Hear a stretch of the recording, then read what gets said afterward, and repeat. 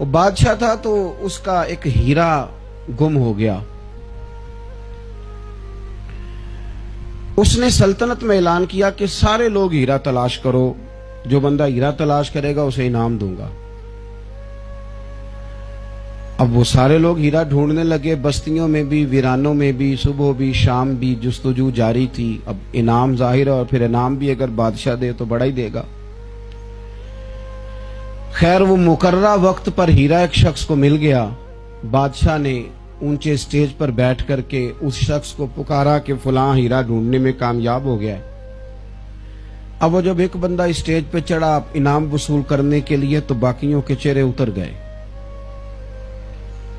تو بادشاہ نے اترے ہوئے چہرے دیکھ کر اور مجمع کی مایوسی دیکھ کر اور اجتماع کے اندر ماحول کی اس طرح کی صورتحال دیکھ کر اس نے ایک عجیب رخ